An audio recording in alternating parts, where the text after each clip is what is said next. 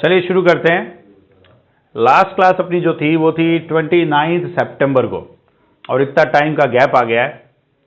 अब इस गैप को पूरा किया जाएगा सैटरडे संडे को क्लास लेकर, प्लस कुछ एक्स्ट्रा सपोर्टिव वीडियोस भेज के, सो दैट आपकी जो क्लासेस मिस हुई है, टाइम गैप जो आ गया, उसको कवर अप किया जाएगा। लेकिन क्वालिटी वर्क के साथ कोई कॉम्प्रोमाइज़ नहीं किया जाएगा, ठीक है। एक मैंने नया तरीका खोजा है जो मेरी स्कूल में भी है। सब्जेक्टिव एग्ज़ाम हो रहे हैं, तो आपका भी सब्जेक्टिव पेपर लेना है। मेरे को टॉपिक हो जाए उसके बाद उसके ऊपर बात करेंगे कि सब्जेक्टिव पेपर देना है आपको और कैसे देना है, क्या तरीका रहेगा, वो सारा डिटेल में आपको बताया जाएगा, ठीक है, ताकि आपको लिखने की प्रैक्टिस रहे।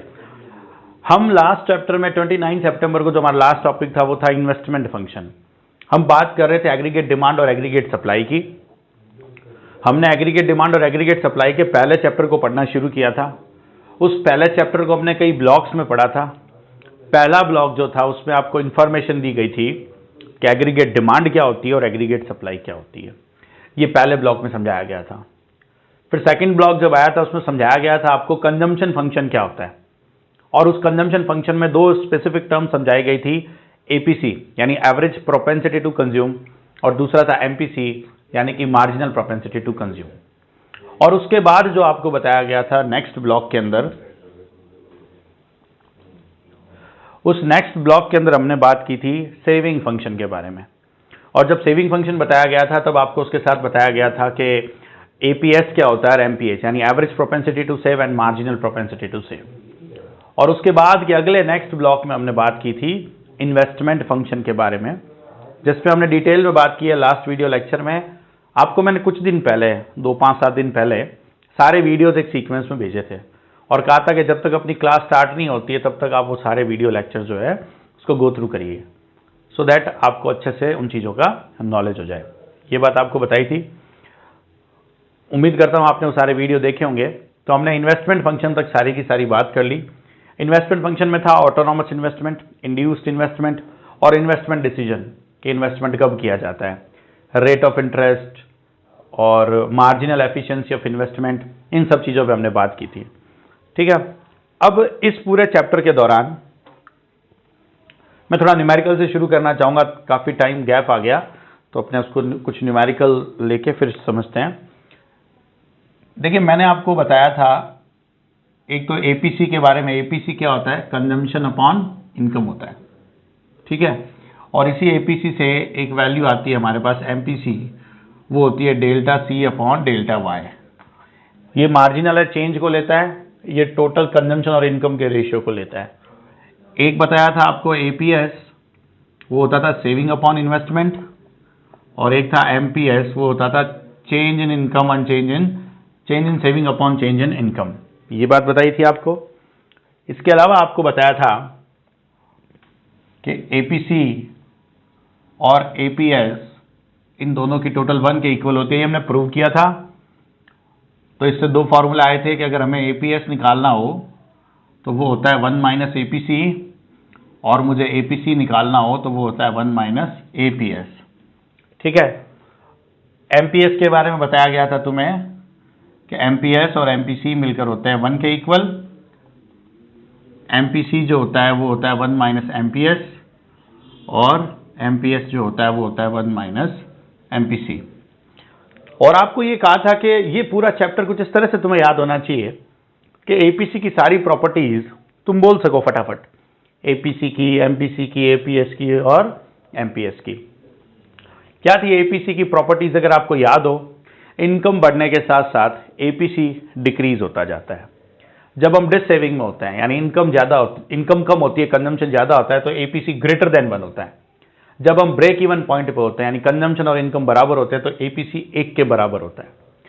जब हम सेविंग शुरू कर देते हैं यानी इनकम ज्यादा कंजम्पशन कम, तो एपीसी 1 से कम होता है। और एक और प्रॉपर्टी थी लास्ट कि एपीसी कभी भी 0 नहीं हो सकता, क्योंकि ऑटोनॉमस कंजम्पशन हमेशा होता है, इसलिए कंजम्पशन कभी 0 नहीं हो सकता, इसलिए एपीसी कभी भी 0 नहीं हो सकता। फिर देखो आपको एमपीसी के बारे में भी बताया था। क्या बताया था? The value of MPC generally lies between 0 to 1। फिर कहा था if entire additional income is consumed then MPC will be 1। If entire additional income is saved then MPC will be 0।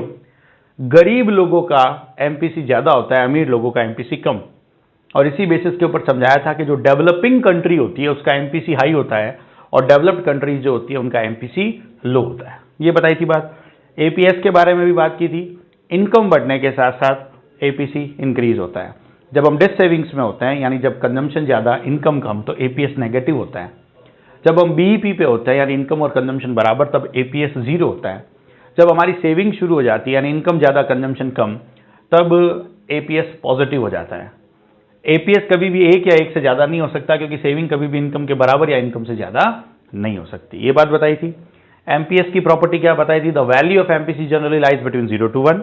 If entire additional income is saved then MPS will be 1। If entire additional income is consumed then MPS will be 0। और बताया था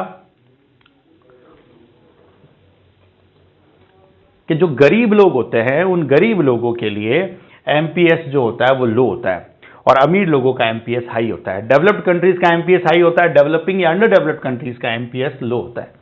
तो जैसे मुझे याद है ना ये सारी प्रॉपर्टीज, वैसे ही आपको ये सारी प्रॉपर्टीज पता होनी चाहिए।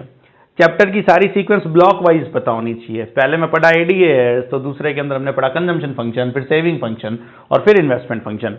अब आगे भी थ्योरी थी लेकिन अब इतने गैप के बाद हम पढ़ रहे हैं ना, तो मैं चाहूंगा थोड़ा सा ये रिवाइज करवाऊं आपको, रिकॉल करवा दिया मैंने आपको। और साथ साथ हम कुछ न्यूमेरिकल्स पे बात करें। न्यूमेरिकल्स के बारे में बात करें उससे पहले आपको याद होगा मैंने आपको एक कंजम्पशन फंक्शन और सेविंग फंक्शन बताया था।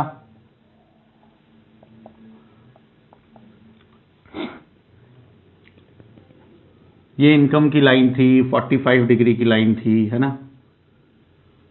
ये कंजम्पशन कर्व है। ये वाला एरिया जो था यहां से यहां तक वाला ये ऑटोनोमस कंजम्पशन था। ये दोनों पैरेलल डायग्राम है। कंजम्पशन कर्व से सेविंग फंक्शन बना रहे हैं। ये जितना ऑटोनोमस कंजम्पशन का यहाँ गैप है उतना का उतना गैप आपको यहाँ लेना है, वो यहाँ आ रहा है। यहाँ से इस पॉइंट को मिलाते हुए एक लाइन बना, ये सेविंग फंक्शन है।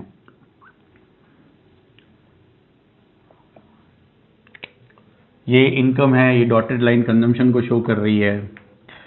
ये वाला पॉइंट जो है इसको के नाम दे सकते हैं अपने, ये बीईपी पॉइंट है। ये बीईपी पॉइंट है जहाँ इनकम और कंजम्पशन दोनों एक दूसरे के इक्वल है, ठीक है। ये वाला जो एरिया है यहाँ इस इनकम से पहले हमारे जो डायग्राम हमने जो टेबल ली थी उसमें 30 इनकम से पहले का जो एरिया था, यहाँ पे ये सारा का सारा एरिया क्या बता रहा है? कंजम्पशन ज़्यादा इनकम कम। तो ये डिस सेविंग को शो कर रहा था। ये डिस सेविंग है तो आप देख सकते हैं सेविंग्स तुम्हारी नेगेटिव है, तो ये डिस सेविंग्स है। फिर वाई के पॉइंट के बाद इनकम ज़्यादा कंजम्पशन कम, तो ये सेविंग्स है और यहाँ पे ये सेविंग्स पॉजिटिव हो गई है। ये सिचुएशन थी। ये नेगेटिव है, ये पॉजिटिव है, ये नेगेटिव है और ये पॉजिटिव है। जो के पॉइंट होता है उस के पॉइंट के ऊपर यानी बीईपी पॉइंट के ऊपर एपीसी की वैल्यू 1 के इक्वल होती है और यहाँ पे भी इसको हम के नाम दे देते हैं मान लो, या कुछ और नाम दे सकते हैं। यहाँ पे एपीएस जो है वो क्या होता है? 0 होता है, ठीक है। कंजम्पशन फंक्शन था, सेविंग फंक्शन था। नॉर्मली इससे इसको बनाना पड़ता है, इससे इसको बनाना पड़ सकता है। तो ये सारी बात, तो मोटा मोटी चैप्टर रिकॉल हुआ। कोई कंफ्यूजन है यहाँ बोर्ड पे लिखा हुआ बात में किसी को भी तो बोलो, कोई भी डाउट? न्यूमेरिकल्स के लिए जो फॉर्मूलाज चाहिए अपने को हमने वो लिख रखे हैं। अब बेटा आपको है ना एक कॉपी पेंसिल या पेन लेना पड़ेगा, आपको कुछ क्वेश्चन सॉल्व करने हैं। पहले मैं क्वेश्चन देता हूं, फिर आपको टाइम दूंगा सॉल्व करने के लिए, फिर मैं सॉल्व करवाऊंगा। देखिए क्वेश्चन है, if APS of an economy is 0.5। बेटा एपीएस दे रखा है तुम्हें 0.5, what should be the consumption at an income level of 30 at y is equals to 30। Income level कितना है तुम्हारा? 30। आपको पता लग what should be the consumption at income level of 3000 at income equals to 3000 crore, find out consumption find out करना है।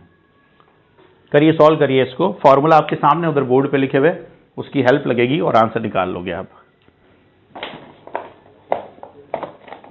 सब हो क्लास में या खाली क्लास चालू की हुई? कितने लोग हैं आज? 31। आज भी 4-5 लोग एब्सेंट हो गए, बताओ।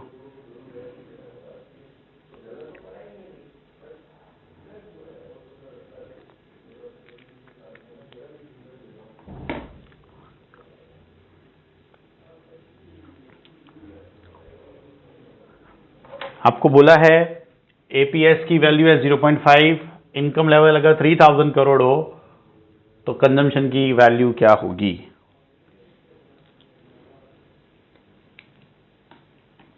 आंसर आया है किसी का तो बोलो।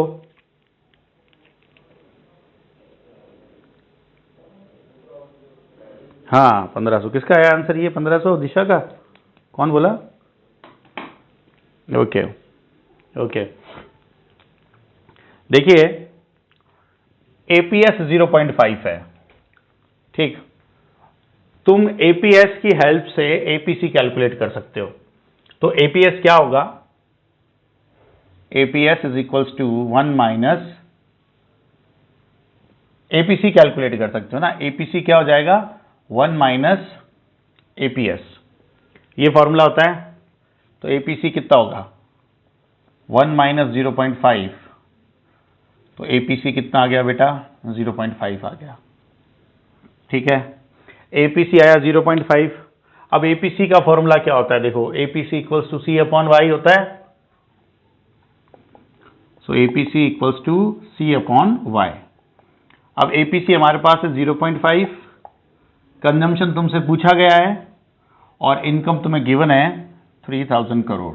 तो 3000 को 0.5 से मल्टीप्लाई कराओगे तो 3000 मल्टीप्लाई 0.5, 1500 करोड़। आपका जो सीबीएसई का सैंपल पेपर आया है वो मैंने देखा था।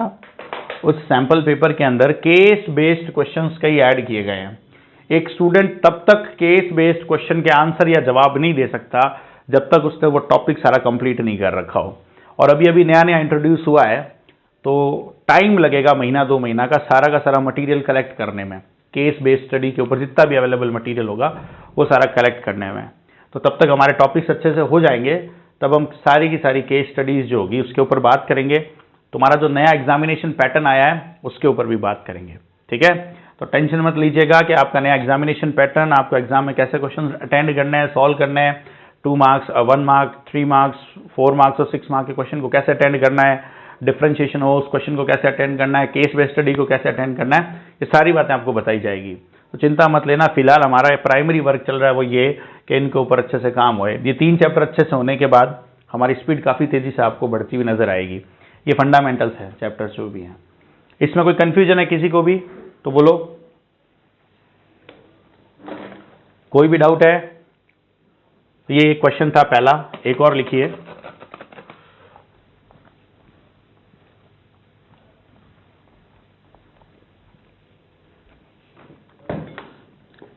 सेकंड है, सेकंड क्वेश्चन में अपने को ये दिया, ये पहला था। सेकंड क्वेश्चन में ये गिवन है इफ इनकम इज ₹1000, इनकम है y दे रखा है ₹1000, सेविंग्स दे रखी है s, मैं साइन यूज कर रहा हूं, सेविंग दे रखी है ₹300 और आपको क्या कैलकुलेट करना है? एपीसी कैलकुलेट करना है। ये कैलकुलेट करके बताना है। 30 सेकेंड्स में हो जाना चाहिए सॉल्व। करिए सॉल्व।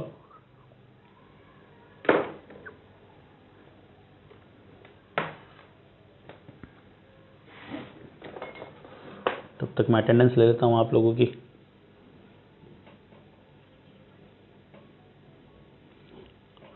Okay great.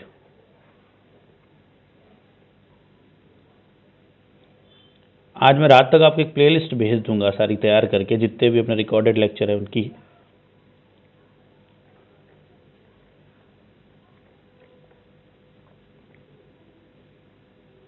देव नहीं है क्या क्लास में आज? देव लखोटिया? ओके ओके ठीक है। अब बहुत आसान है ये क्वेश्चन। इनकम और सेविंग दे रखी है, एपीसी पूछा है, तो ध्यान से देखो। इनकम और सेविंग इन दोनों से तुम क्या कैलकुलेट कर सकते हो? एपीएस कैलकुलेट कर सकते हो, ठीक है। तो एपीएस निकाल लो पहले। क्या है APS? S upon Y. Saving से 300 और इनकम कितनी है? 1000। तो 300 अपॉन 1000 कितना आएगा? एपीएस आ गया 0.3। तुमसे पूछा एपीसी, एपीसी क्या होता है? 1 माइनस एपीसी क्या होता है? 1 माइनस एपीएस होता है। तो 1 माइनस एपीएस कितना है? 0.3।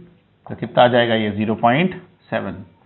तो एपीसी की वैल्यू कितनी आ गई बेटा, 0.7 आ गई। ठीक है,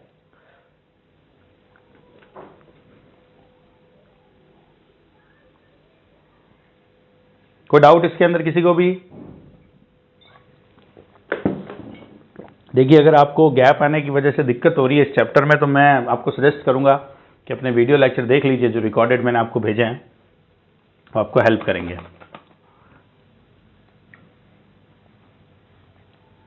इस चैप्टर में काफ़ी अच्छा फ्लो चल रहा था, तभी डिस्टर्बेंस हो गया। और सब लोग अपने स्वास्थ्य का ध्यान रखें, ये बहुत ही डेंजरस वायरस है। मैंने फील किया 11 दिन लगातार बुखार आया, उस वजह से बहुत प्रॉब्लम्स हुई। थर्ड देखिए, if income increases from ₹3000 to 3500। Income जो है ना, इनकम के बारे में डेटा दे रखा है कि वो 3000 से हो जाता है 3500। इनकम हो जाती है 3000 से 3500 करोड़ से, मान लीजिए। और कह रहा है consumption also rises by, consumption also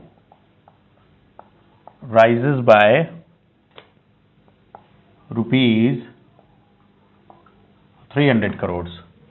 income हो जाती है 3000 करोड़ से 3500 करोड़। जब इतनी से इनकम बढ़ती है तो तुम्हारा कंजम्पशन भी बढ़ के हो जाता है 300 करोड़। कंजम्पशन 300 करोड़ से बढ़ जाता है।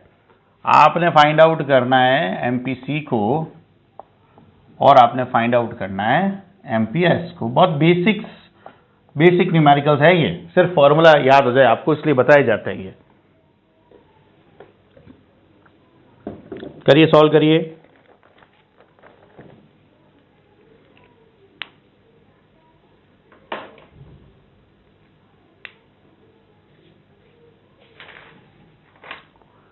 पॉइंट 6 एंड 0.4 चलिए देखते हैं।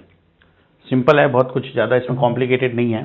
देखो, इनकम 3000 से 3500 होती है, तो डेल्टा वाई आया ना हमारे पास, इनकम बढ़ा 3000 करोड़ से 3500 करोड़, मतलब इनकम 500 करोड़ से बढ़ गई। और कंजम्पशन तुम्हारा 300 करोड़ से बढ़ता है, ये क्वेश्चन ने कहा है। Delta C is equals to 300 crore. अब तुम्हारे पास इंफॉर्मेशन से डेल्टा सी और डेल्टा वाई है। अब ध्यान से देखो, डेल्टा सी और डेल्टा वाई से तुम क्या कैलकुलेट कर सकते हो, एमपीसी कैलकुलेट कर सकते हो।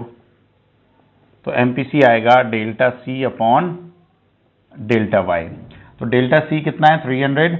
आप एग्जाम के अंदर जब भी क्वेश्चन सॉल्व करेंगे तो आप पूरा फॉर्मूला लिखेंगे, उसके बाद वैल्यूज रखेंगे। ठीक है, डेल्टा सी 300 और चेंज इन इनकम 500, तो कितना आया 0.6। एमपीसी की वैल्यू आई 0.6। एमपीएस की बात करें, एमपीएस कैलकुलेट करना हो, एमपीएस कैसे कैलकुलेट होगा, 1 माइनस एमपीसी करके। तो हम 1 माइनस एमपीसी कर देते हैं, यहाँ पे 1 माइनस 0.6, तो एमपीएस कितना हो जाएगा, 0.4 हो जाएगा। कितनी होगी एमपीएस की वैल्यू, 0.4 हो जाएगी। तो 0.6 और 0.4 वैल्यू आती है।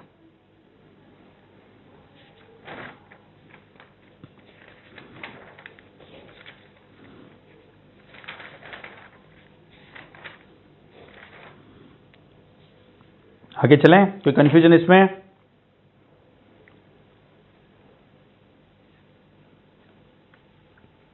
कोई भी कंफ्यूजन किसी को भी? ओके, नंबर 4 क्वेश्चन लिखते हैं अपने।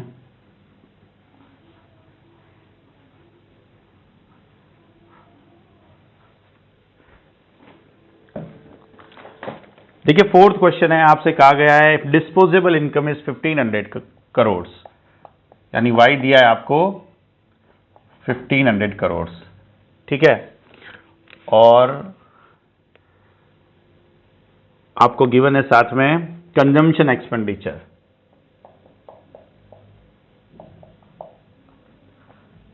ये तो था 1500 करोड़ और कंजम्पशन एक्सपेंडिचर दिया है 1200 करोड़।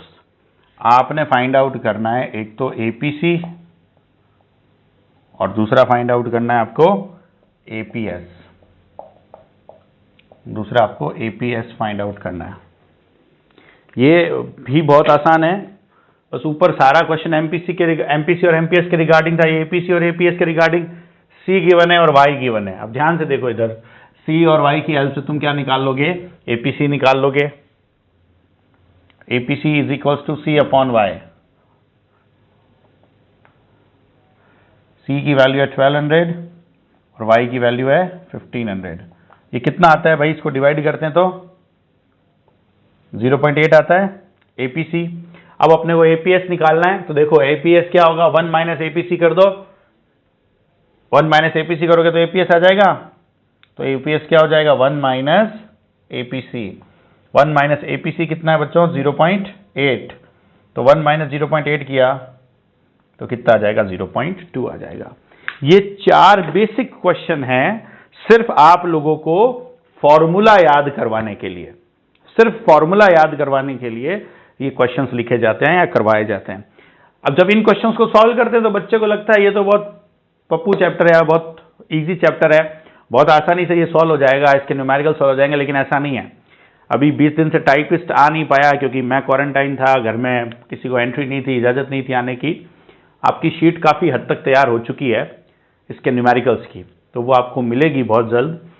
तब हम उसके न्यूमेरिकल सॉल्व करेंगे, तब असली माइंड प्रैक्टिस होगी। तो तब तक मैं चाहूँगा कि आपको सारे फंडामेंटल्स अच्छे से क्लियर होने चाहिए। तो किसी को भी डाउट है इधर तो बोल दो भाई।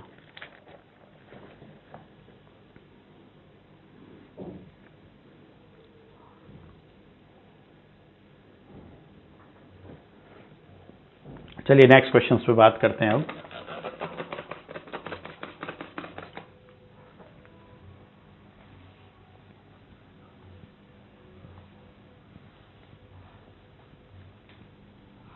कोई मुझे बता सकता है कि मैंने तुम्हें जो कंजम्पशन फंक्शन बताया था वो कैसा था, कैसे लिखते थे अपने?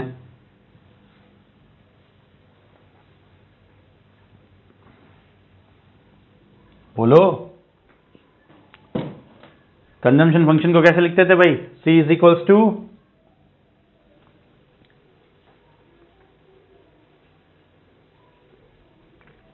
बिल्कुल C is equals to C bar plus B Y. ये C बार क्या था, ऑटोनॉमस कंजम्पशन। ये B किसको रिप्रेजेंट करता था, marginal propensity to consume. Y किसको रिप्रेजेंट करता था, इनकम को। और इसका सारा का सारा कैलकुलेशन कंजम्पशन को रिप्रेजेंट करता था। और सेविंग फंक्शन भी तो बेटा बताया था, C बार हो जाता था minus C bar plus B था 1 माइनस बी वाई। B अगर MPC है तो 1 माइनस बी क्या हो जाएगा, गौर से देखना। B अगर MPC है, B अगर MPC है तो 1 माइनस MPC क्या हो जाएगा, MPS। तो ये 1 माइनस बी किसको रिप्रेजेंट कर रहा है, MPS को। तो ये सारी बात आपको बता रखी है। Consumption function C bar plus B Y, saving function minus C bar plus 1 minus B Y. और हमने प्रूव भी किया था कि इससे यहां तक कैसे पहुंचा जाता है और इस फंक्शन से यहां कैसे। तो ये सारी बात आपको समझाई गई थी। अब अभी तक के जो हमने 4 बेसिक क्वेश्चन किए थे वो इनके ऊपर बेस्ड थे, MPC, MPS, APC और APS पे। अब जो मैं 2-3 न्यूमेरिकल बता रहा हूं वो इनके ऊपर बेस्ड है, ताकि आपको फंक्शंस अच्छे से पता हो जाए कि वो कैसे वर्क करते हैं। जैसे सपोज करो आपको क्वेश्चन में दिया हुआ है C is equals to 50 plus 0.8y। Consumption कितना दिया आपको, 50 plus 0.8y। Calculate consumption expenditure and savings. क्या कैलकुलेट करना है आपको, calculate consumption expenditure and savings. Calculate consumption expenditure and savings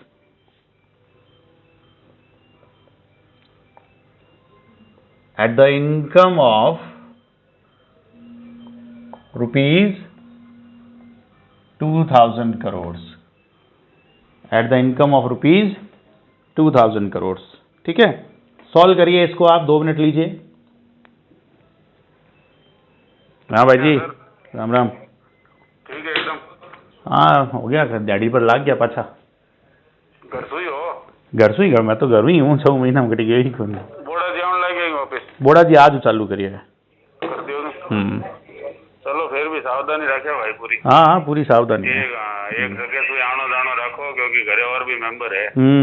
भाई और बता बस बता थोड़ी बुलाने लगे हो तो डाउट वाउट है तो। मैं कभी बुलाई कोनी मैंने मतलब ही कोनी। अच्छा पहला भी कौन बुलाएगा फोन पर तो मैं इसलिए फोन करियो मैं थोड़ा 2-4 दिन लाग सके अभी मैं नहीं पेमेंट वाले में कोई दिक्कत। हाँ कहीं दिक्कत कौन कर दिया था बाद में आराम। हाँ ठीक है ठीक। और बता बस क्लास में हूँ बाहर तो शाम में करूँ बात। ठीक है भाई। ठीक भैया। हाँ बेटा क्या बोल रहे हो? अरे वाह सही आंसर 1650 एंड 350।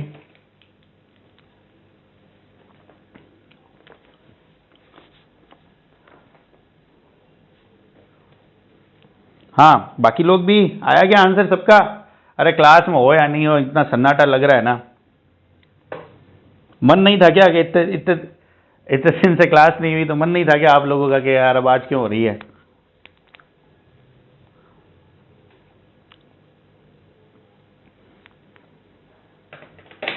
हाँ क्या कोई कुछ बोला था बीच में अभी?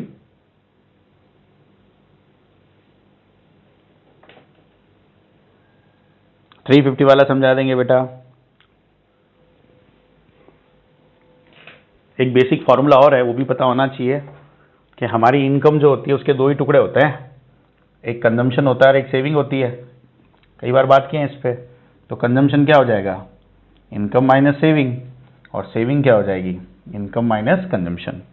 अब बच्चों ध्यान से देखो इधर, आपको दिया है consumption is equals to 50 plus 0.8y। आपसे क्या पूछा है? कंजम्पशन एक्सपेंडिचर पूछा है और सेविंग पूछी है at the income of ₹2000 crore.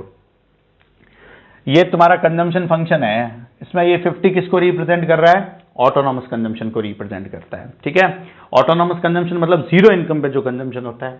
0.8 है मार्जिनल प्रोपेंसिटी टू कंज्यूम, और y जो भी इनकम होगी वो यहाँ पुट करेंगे। तो देखो C is equals to 50 plus 0.8y। अब अगर मैं जो मुझे कहा गया income of ₹2000 crore, 2000 crore income level के ऊपर आपको कंजम्पशन एक्सपेंडिचर और सेविंग निकालनी है, तो मुझे यहाँ इनकम की जगह कितना रखना पड़ेगा? 2000 करोड़ रखना पड़ेगा। 50 प्लस 0.8 y की जगह में कितना लिखूंगा? 2000। 50 प्लस 2000 मल्टीप्लाई 0.8 कितना हो जाएगा? 1600 हो जाएगा। होगा? तो कंजम्पशन कितना आ गया? 1650। तो बेटा ध्यान से समझो बात को। क्वेश्चन क्या कह रहा है कि जब मेरी कमाई या हमारी इनकम या इकोनॉमी की इनकम 2000 करोड़ होती है तब हमारा कंजम्पशन होता है 1650। तो बाकी कहां गया? 2000 करोड़ की इनकम पे अगर कंजम्पशन 1650 होता है तो बाकी सेविंग हुआ ना। क्या होता है सेविंग बच्चों? इनकम माइनस कंजम्पशन होता है। तो y माइनस सी करेंगे तो y कितना था? 2000 करोड़ माइनस कंजम्पशन कितना है? 1650। ध्यान से सुनना, एग्जाम में यूं ऑब्जेक्टिव पेपर थोड़े दोगे, तुम्हें सब्जेक्टिव पेपर देना है। हाँ अगर एमसीक्यूज में ये आ गया तब तो सीधा रफ में मर्जी है वैसे सॉल्व करके बता दो, वरना ये पूरा प्रोसीजर फॉलो करना पड़ेगा। ठीक है, फिर ये इसका फॉर्मूला लिखोगे, फिर ये वैल्यू रखोगे। तो सेविंग कितनी आएगी? 2000 करोड़ माइनस 1650 करोगे तो कितनी आएगी सेविंग? 350 आएगी बेटा। तो 1650 एंड 350। बोलो कोई दिक्कत किसी को भी?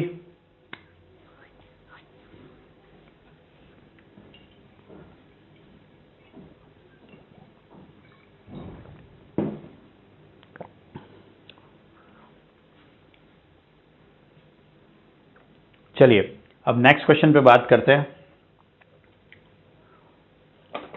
ये सब बेसिक क्वेश्चन है, सिर्फ आपको मैं रिकॉल करवाना चाहता हूं पीछे का सारा, इस वजह से ये करवा रहा हूं। गैप आ गया काफी लंबा, इसलिए रिकॉल करवाना जरूरी है।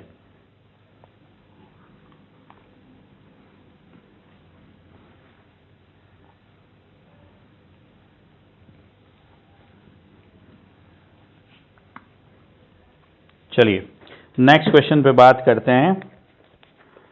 बच्चों आपको दिया हुआ एक तो सेविंग फंक्शन। सेविंग फंक्शन हमेशा वैसा दिखेगा -c बार प्लस फिर एमपीएस होगा और फिर y से मल्टीप्लाई होगा। तो सेविंग दे रखी है आपको सेविंग फंक्शन दे रखा है -30 प्लस 0.4y। -30 का मतलब ऑटोनॉमस कंजम्पशन है। जो ऑटोनॉमस कंजम्पशन होता है इधर पॉजिटिव, वो सेविंग में माइनस में चला जाता है ना, तो ये सेविंग फंक्शन में माइनस प्लस। ये 0.4 है। 0.4 किसको रिप्रेजेंट कर रहा है? मार्जिनल प्रोपेंसिटी टू सेव को, इस एमपीएस को रिप्रेजेंट कर रहा है। और वाई अलग अलग इनकम लेवल आ जाएगी। अब आपको क्या फाइंड आउट करने के लिए बोला है? एक तो फाइंड आउट करना है आपको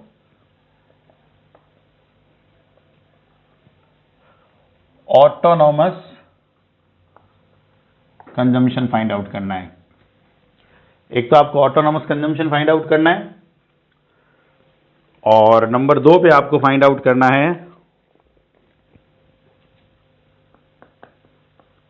कंजम्पशन एंड सेविंग्स, C&S, यानी consumption, expenditure and savings at the income level of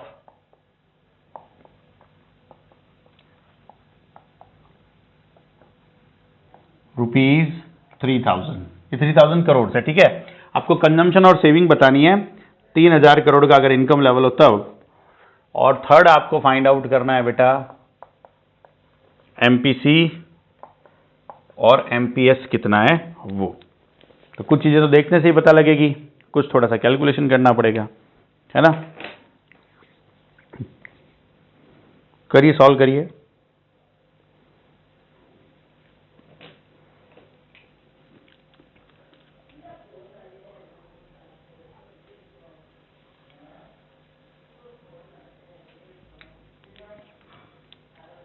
जैसे ऐसा क्वेश्चन आ सकता है एग्जाम में, ठीक है, जिसके 3 हिस्से होंगे।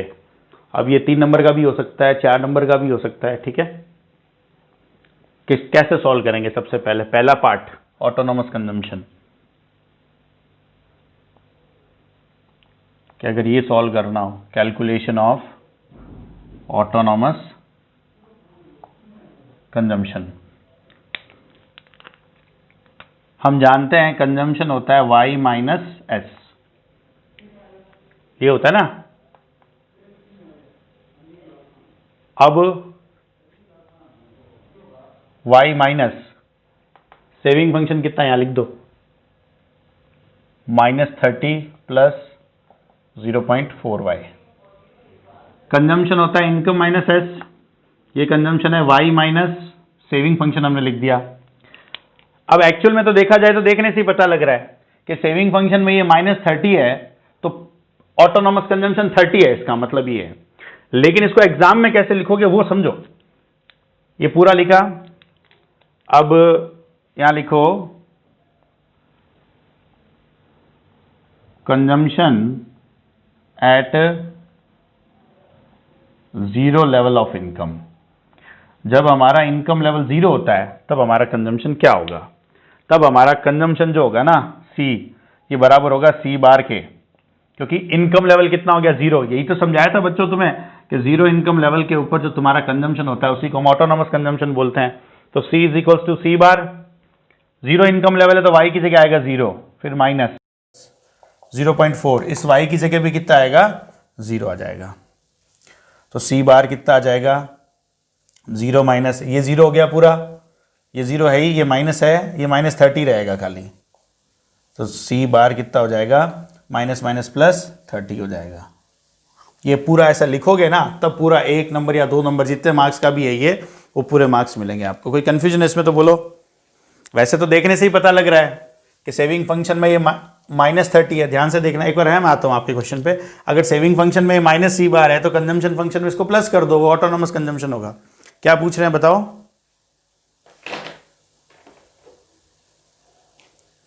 किसी ने डाउट पूछा था बेटा अभी? हाँ, ओके, ध्यान से देखो। ऑटोनॉमस कंजम्पशन कैलकुलेट कर रहे हैं, पहली वाली चीज जो है वो कैलकुलेट कर रहे हैं, ठीक है। तो ऑटोनॉमस कंजम्पशन क्या होगा? C इज इक्वल्स टू, ये इक्वेशन उठाई है अपन ने। कंजम्पशन क्या होता है? Income minus savings. तो इनकम एज इट इज आ गया, माइनस एज इट इज आ गया। सेविंग में आपको सेविंग फंक्शन दे रखा है -30 प्लस 0.4y, वो लिख दिया। अब हम क्या जानना चाह रहे हैं? ऑटोनॉमस कंजम्पशन क्या होता है? ऑटोनॉमस कंजम्पशन 0 इनकम लेवल पे जो कंजम्पशन होता है वो। तो consumption at 0 level of income, तो 0 लेवल ऑफ इनकम पे कंजम्पशन क्या होगा? C, वो C बार के बराबर होगा।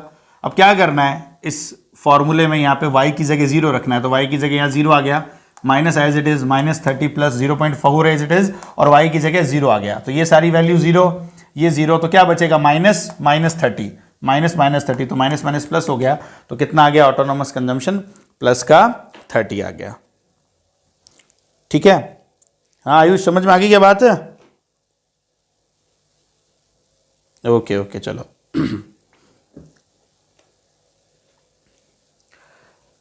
और क्या पूछा है अपने से? कंजम्पशन एंड सेविंग पूछी है 3000 लेवल के इनकम के ऊपर, वो कैलकुलेट करते हैं। मैं मिटा रहा हूं इसको, है ना, फर्स्ट सोल्यूशन को, सेगमेंट को।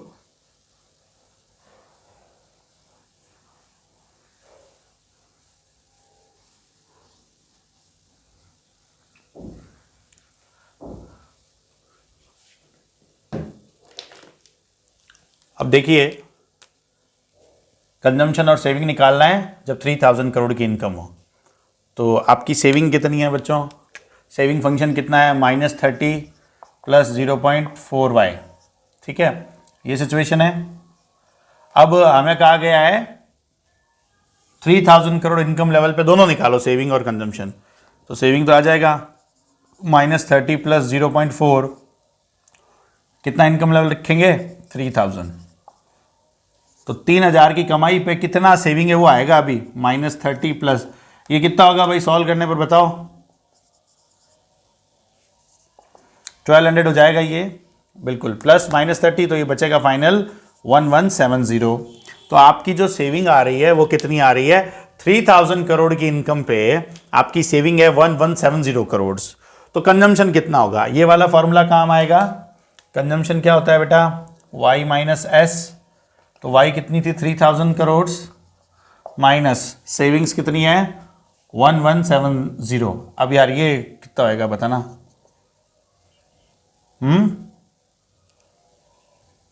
1830। सही है क्या एकदम?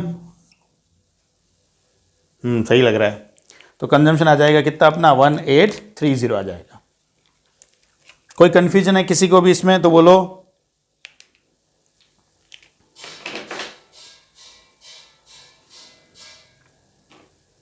तो ये सेकंड पार्ट सॉल्व हो गया इसका, कि 3000 करोड़ की इनकम पे आर कंजम्पशन एंड सेविंग निकालिए। बहुत अच्छा आज का जो क्लास है वो बहुत अच्छा क्लास है, इसलिए है क्योंकि आपको पिछला सारा चीज़ जो है, जितनी भी चीज़ आपने पढ़ी है वो सारी की सारी रिकॉल करवा रहा है। नेक्स्ट बात करते हैं थर्ड, एमपीसी एंड एमपीएस के बारे में। इसको सॉल्व कैसे करेंगे और कैसे एक्सप्लेन करेंगे आप एग्जाम में, अगर ऐसा न्यूमेरिकल आता है तो ऑब्टेन और अक्वायर फुल मार्क्स, पूरे मार्क्स चाहिए, तो क्या करेंगे? देखो, एमपीसी एंड एमपीएस, ये सेविंग फंक्शन है बेटा। इस सेविंग फंक्शन को देखकर बताओ एमपीएस कितना है? एमपीएस की वैल्यू कितनी है? 0.4, बिल्कुल। तो क्या लिखोगे तुम थर्ड के सॉल्यूशन में? 0.4 indicates 1 minus B, that is MPS is equals to 0.4। भाई ये जो है ना 1 माइनस बी, ये तो है एमपीएस, और ये बी अगर कंजम्पशन फंक्शन होता तो ये बी जो होता वो क्या होता? एमपीसी होता। तो हमने यहां से आइडेंटिफाई किया है दिस 0.4 इंडिकेट्स 1 माइनस बी, इसको हम बोल सकते हैं एमपीएस है कितना हमारा? 0.4। तो एमपीएस तो 0.4 आ गया, तो एमपीसी क्या होगा? 1 माइनस एमपीएस कर लो, तो एमपीसी हो जाएगा 1 माइनस एमपीएस कितना है? 0.4। तो एमपीसी कितना हो जाएगा? 0.6। तो 0.4 और 0.6, इस तरह से आप इसको आंसर करोगे। इसमें कोई दिक्कत है, कोई डाउट है किसी को भी?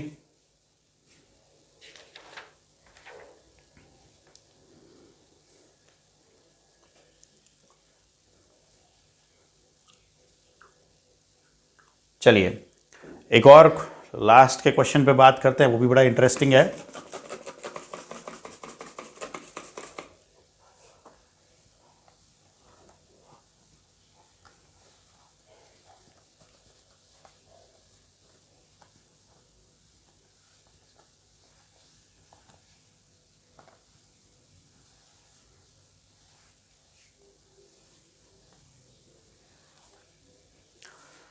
देखिए ध्यान से, नेक्स्ट क्वेश्चन, ऐसा क्वेश्चन भी पूछा जा सकता है, ये जितने क्वेश्चन है वो पूछे जा सकते हैं, हालांकि ये सब इजी क्वेश्चंस लेकिन पूरे चांसेस है पूछे जाने के। If an economy consumption function is given C is equals to 100 plus 0.5y, ये गिवन है आपको, यानी ये 100 हो गया ऑटोनॉमस कंजम्पशन, 0.5 हो गया मार्जिनल प्रोपेंसिटी टू कंज्यूम। अब आपको एक न्यूमेरिकल एग्जांपल की हेल्प से क्या प्रूव करना है, दो बातें प्रूव करनी है आपको। एक हाइपोथेटिकल न्यूमेरिकल एग्जांपल लेना है और प्रूव करना है कि APC falls with increase in income. एक तो आपको यहां ये प्रूव करना है, ये भी बहुत अलग पैटर्न का क्वेश्चन है, ये बता रहा है और है बेसिक्स पे ही, सारी इन्हीं बातों पे है। आपको ये बताना है कि एपीसी गिरता है जैसे जैसे इनकम बढ़ती है, एक तो ये बात प्रूव करनी है, और दूसरा आपको ये प्रूव करना है दैट एमपीसी रिमेन्स कांस्टेंट। ठीक है, आपको ये चीज प्रूव करनी है। ये बड़े इंटरेस्टिंग क्वेश्चन होते हैं, इनको लिखने का बस तरीका जो है वो बच्चे को पता होना चाहिए। अब उसने आपके ऊपर फ्रीडम रख दी, आपके ऊपर ये रख दिया कि आप प्रूव करो एक न्यूमेरिकल एग्जांपल की हेल्प से, यानी डेटा जो होंगे वो आपकी चॉइस के रहेंगे।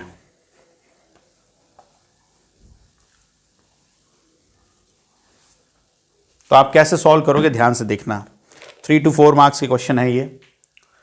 तो सबसे पहले आप बताओगे ये अपना कंजम्पशन फंक्शन है, तरीका क्या होगा, आपको क्या बताना है, जैसे जैसे इनकम बढ़ती है एपीसी गिरता है और एमपीसी कांस्टेंट रहता है, आपको ये बात समझानी है। ठीक है, तो आप सबसे पहले लिखोगे if income level is 100 crore, मान लो पहले इनकम लेवल लिया 100 करोड़, तो ऐसी कंडीशन के अंदर कंजम्पशन कितना होगा 100 प्लस 0.5। अब यहाँ इनकम कितनी मानी है अपन ने 100, तो यहाँ 100 वैल्यू रख दो, तो 100 वैल्यू रखोगे तो कंजम्पशन कितना आएगा 100 इनकम लेवल के ऊपर आपका कंजम्पशन कितना आता है भाई 100 मल्टीप्लाई 0.5 आएगा 50, 50 प्लस 100 150। तो जब हमारा इनकम 100 होता है तो हमारा कंजम्पशन जो है वो कितना होता है 150 होता है। फिर सेकंड एक और लिखोगे आप यूं, इफ इनकम लेवल इज 200, अगर इनकम लेवल 200 हो तो 0.5, इस बार इनकम की जगह आप कितना रखोगे 200, तो 200 0.5 आएगा 100, 100 प्लस 100 कितना आ जाएगा 200। तो ये इस तरह से, तो दो आप कैलकुलेट करके बताना और उसके बाद लिखना फर्दर, दो तो ये कैलकुलेट करके बताना, फिर लिखना further we calculate consumption at income level of 300 and 400, 300 और 400 इनकम लेवल पे भी आपने कैलकुलेट किया, आप ये बताओगे और फिर ऐसी एक टेबल बना दोगे। सब पे कैलकुलेट करने की जरूरत नहीं है, ध्यान से सुनना, दो कैलकुलेट किया फिर लिख देना, आगे हम 300 और 400 इनकम लेवल पे भी ऐसा कैलकुलेट करेंगे। तो इनकम लेवल लेते हैं अपने 100, 200, 300 एंड 400, तो 100, 200, 300, 400 अपने इनकम लेवल लिया। अब अपने कंजम्पशन लेते हैं, यहाँ कंजम्पशन क्या आएगा, तो जब 100 इनकम लेवल होता है तो कंजम्पशन कितना होता है बच्चों 150, जब 200 इनकम लेवल होता है तो कंजम्पशन कितना होता है 200 इनकम लेवल के ऊपर कंजम्पशन कितना होता है 200। अब अगर 300 इनकम लेवल होगा तो आप यहाँ 300 रखोगे, तो 150 प्लस 100 कितना हो जाएगा, ये 250 हो जाएगा। फिर जब आप 400 इनकम लेवल यहाँ रखोगे तो ये कितना हो जाएगा 300। आप चाहो तो और भी आगे ले सकते थे, 4-5 तक, 400, 500, 600 तक ले सकते थे। अब आपको क्या बताना है, एपीसी बताना है। क्या होता है एपीसी, C अपॉन वाई होता है। ठीक है, तो 150 अपॉन 100 करो, कितना आएगा 1.5, 200 अपॉन 200 करो 1 आएगा, 250 अपॉन 300 करो, करो रे सॉल्व, कितना आता है ये 0.83, ये 300 अपॉन 4 करो, कितना आता है 0.75, ये 0.75 आ जाएगा। आप चाहो तो वो डेटा भी ले सकते हो जो हमने शुरुआत के अंदर समझने के लिए एपीसी एमपीएस को समझने के लिए जो डेटा लिए थे, आप वो भी ले सकते हो।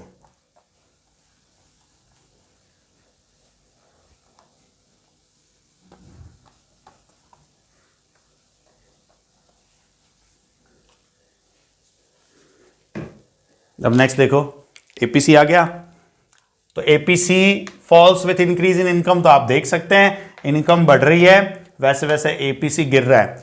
आपको बिल्कुल 2 एग्जाम्पल बताने पड़ेंगे और उसके बाद आगे आप 400, 500, 600 मर्जी आए वहां तक आप इनकम ले सकते हो, सीधा यूं बता सकते हो। अब अपने को एमपीसी की जरूरत पड़ेगी, यानी हमें चाहिएगा डेल्टा सी। तो डेल्टा सी देखो हर बार कितने का चेंज हो रहा है कंजम्पशन में, 50 का। और लेंगे डेल्टा वाई, हर बार इनकम में कितने का चेंज हो रहा है, देखो 100 का। तो इनकम में हर बार 100 का चेंज हुआ, कंजम्पशन में हर बार 50 का चेंज हुआ, ठीक। तो अब हम एमपीसी कैलकुलेट करके बता देते हैं। एमपीसी होता है delta C upon delta Y. तो हर बार तुम क्या करोगे, 50/100, 50/100, 50/100 एंड 50/100, तो कितना आएगा ये 0.5, 0.5 एंड 0.5। तो जब ऐसा क्वेश्चन आए कि प्रूव करिए एक न्यूमेरिकल एग्जांपल के साथ कि एपीसी गिरता है या एमपीसी कांस्टेंट रहता है या किसी और वैल्यू के रिगार्डिंग, तो आप इस तरीके से कुछ हाइपोथेटिकल डेटा लेकर टेबल बनाकर इन चीजों को प्रूव कर सकते हो। बोलो कोई कंफ्यूजन इसमें किसी को भी, कोई भी डाउट किसी भी टॉपिक में? तो अब आप लोगों को जितने भी वीडियोस है, अगर आप भूल गए उस चैप्टर को, तो आप वो सारे वीडियो देख लेना, आपको याद आ जाएंगे, रिकॉल आ जाएंगे। बहुत डिटेल में बहुत अच्छे से बताया हुआ है। अब कल इस चैप्टर का जो पहला पार्ट है, लास्ट सेगमेंट, वो पूरा करवाऊंगा, और टाइम रहा तो नेक्स्ट टॉपिक जो है यानी इसका सेकंड चैप्टर जो है वो शुरू करेंगे। ठीक है, तो पढ़ के आइएगा भाई। Thank you. कोई डाउट है तो पूछ सकते हो, बाकी लोग जा सकते हो।